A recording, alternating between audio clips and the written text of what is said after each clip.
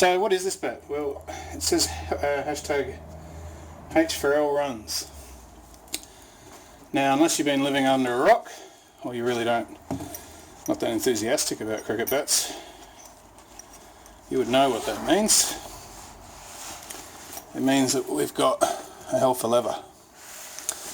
Now, the history of this bat is that probably about 6 weeks ago I negotiated a swap with that GN E41 that I had with a guy over in California, Jarwood.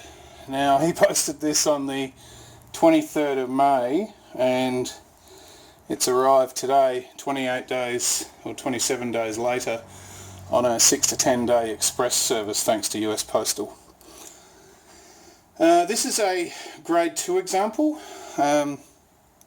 Hell4Leather are not what I would call in the cheaper range of English bats. They're probably up there as far as premium. You'd argue they really back themselves. Now, I have reviewed a Hell4Leather once before. This is actually a model that was introduced in October or September, October last year. This is the Hell4Leather 50/50. Now, not to be confused with the GN 50 Plus with its 50 plus millimeter edges. What this bat is about is a mixture of tradition with modern bat making techniques. The modern bat making techniques being what you see is happening to bats coming from India with huge bows, whereas the traditional sort of shape is this long middle spine that runs all the way up and then graduates down. So this is a hybrid of those two themes.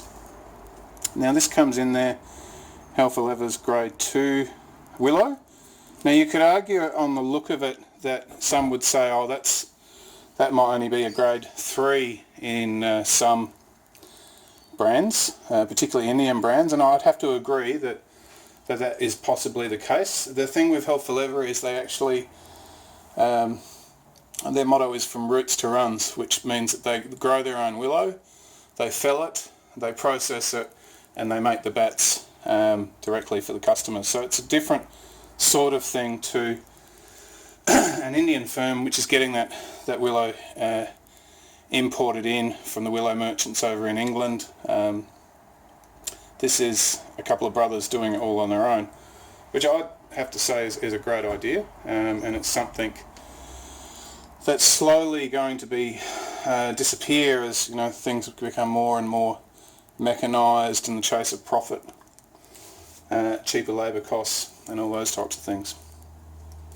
The Hell4Leathers themselves are renowned for having a really decent ping. Let's have a look at the grains first. So we've got a little bit of a skew here, we've got some unevenness in the grains, we've got some marbling up here. So it's not entirely the most pretty bat you've seen. I've got 1, 2, 3, 4, 5, 6, 7, 8 grains. The stickers themselves are something truly to behold. They've got wonderful texturing. Got this glitter effect going on up here, Hell4Leather with the devil symbol here. This is the Hell4Leather devil. Go back to the stickers again. Nice texturing over that. Blue and yellow, like a fluorescent yellow. English willow made in Kent.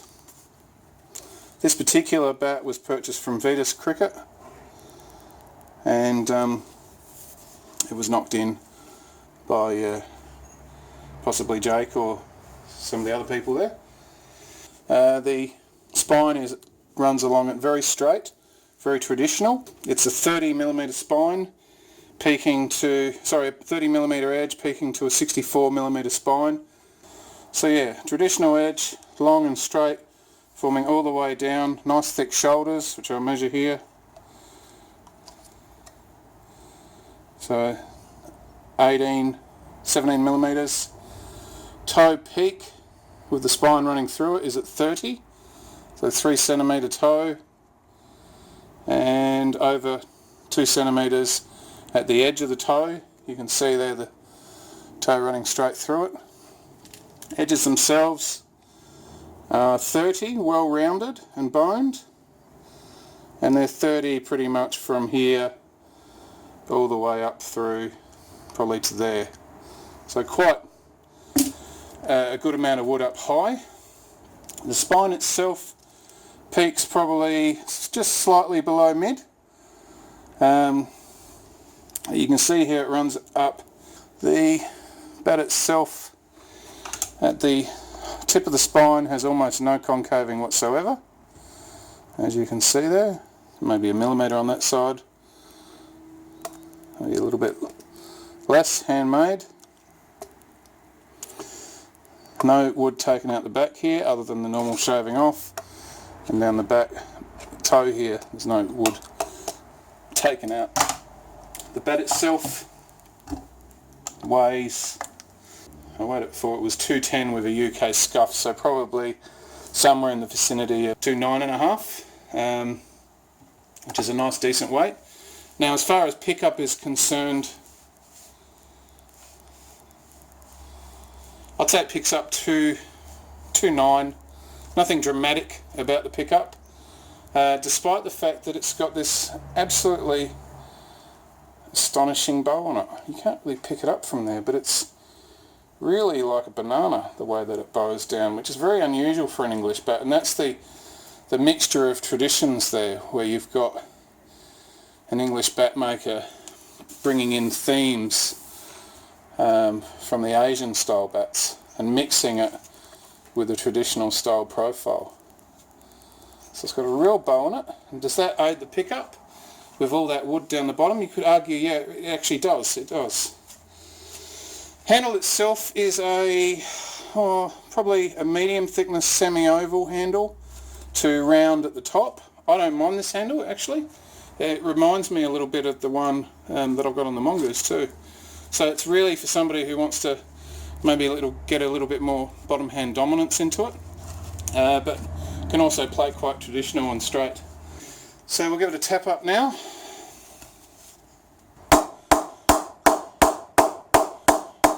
So right there.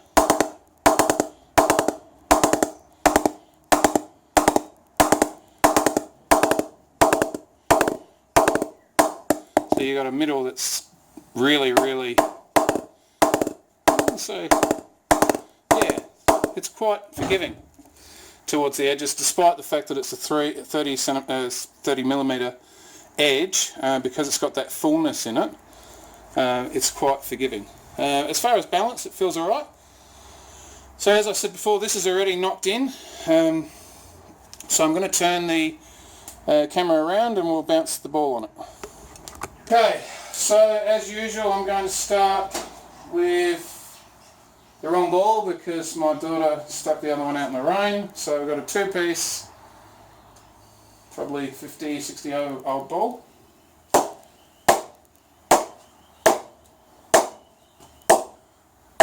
And it actually pings really nice.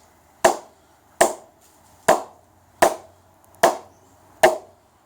think one of the reasons the owner didn't actually get along with it is because over in the US they play on very low wickets, and I would say that this middle, even though it's got the spine toe, probably needed a tiny little bit more work down the toe, but it's got a really nice sound to it right in the middle there. You can hear it, it's like a crack. If I can hit the middle. Hear that? Beautiful. Now we'll bounce the Duke on it.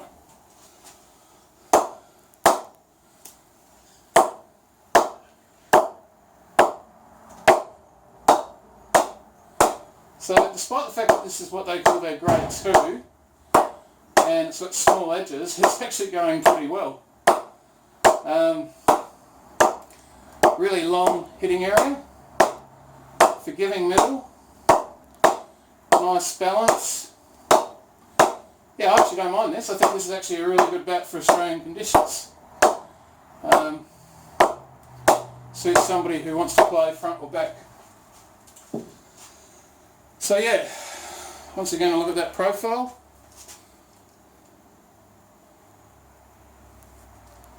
Bow. Grain's obviously nothing to write home about, but the actual pressing of the bat and the fact that it's been prepared makes this actually a really nice bat to use. So yeah, it now goes into my kit bag. It's the Hell4Leather 50/50, and yeah, good stuff, Hell4Leather.